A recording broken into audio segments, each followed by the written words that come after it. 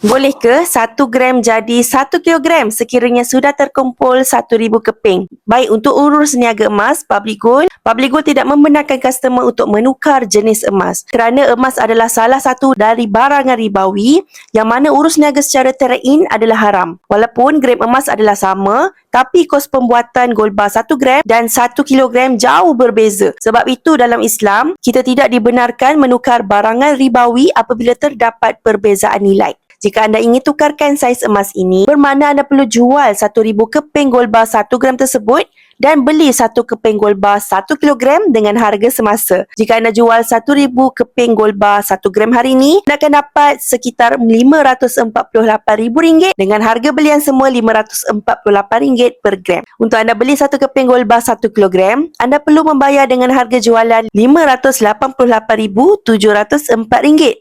Anda sudah rugi sekitar RM40,704. Jadi sebelum anda buat keputusan untuk beli emas, pastikan anda jelas dengan matlamat simpanan emas tersebut.